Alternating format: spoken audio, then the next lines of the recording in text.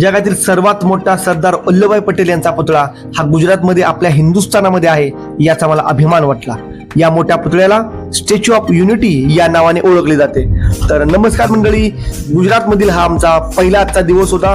कालच्या दिवसभराच्या प्रवासाने सर्वजण थकले होते, तरी सुद्धा सर्वजण पटापट उठून आंघोळ करून तयार झाले।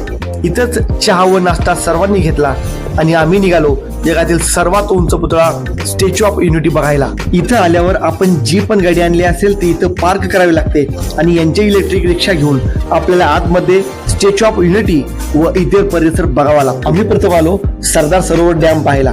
हा डॅम नर्मदा नदीवर बांधण्यात आलेला आहे।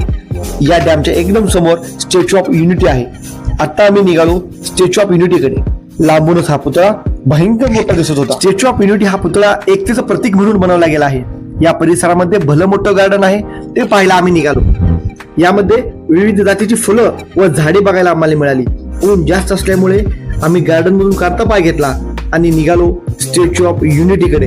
आतमध्ये एंट्री केल्यावर स्टॅच्यू ऑफ युनिटी याचा सिंबॉल भिंतीवर लावण्यात आला होता। त्याचबरोबर प्रथमदर्शी भागात पाण्याच्या करंज्या लावण्यात आल्या होत्या। या करंज्या प्रत्येकाचं मन प्रसन्न करत होत्या। आता इथं चालायची गरज नव्हती, कारण या ठिकाणी ऍक्सिलेटरची सोय होती। आम्ही ऍक्सिलेटरवर उभारलो आणि ऍक्सिलेटरच्या साह्याने स्टॅच्यू ऑफ युनिटीच्या जवळ येऊन पोहोचलो। स्टॅच्यू ऑफ लिबर्टी हा अमेरिकेमधील जगातील सर्वात उंच पुतळा म्हणून नोंद होती, परंतु 2018 नंतर हिंदुस्थानातील स्टॅच्यू ऑफ युनिटी हा जगातील सर्वात उंच पुतळा म्हणून ओळखण्यात येऊ लागला आहे। अमेरिकेतील स्टॅच्यू ऑफ लिबर्टी आणि हिंदुस्थानातील स्टॅच्यू ऑफ युनिटी याची आपण थोडी तुलना करू।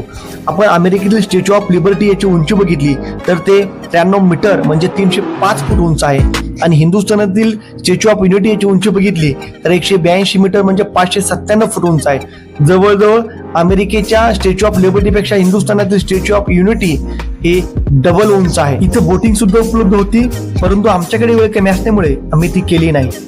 या ठिकाणी इलेक्ट्रिक बस आली, आम्ही सर्वजण त्यामध्ये गडबडीने बसलो आणि पुढे निघालो, कारण आम्हाला पुढे सायंकाळी नरेंद्र मोदी स्टेडियम अहमदाबाद या ठिकाणी सायंकाळी 7 वाजता IPL ची मॅच गुजरात विरुद्ध राजस्थान रॉयल यांची पाहायची होती। त्यामुळे पुढील ब्लॉग मध्ये मी मॅच बद्दल सविस्तर सांगेल, त्यामुळे माझा पुढील व्लॉग हा नक्की बघा।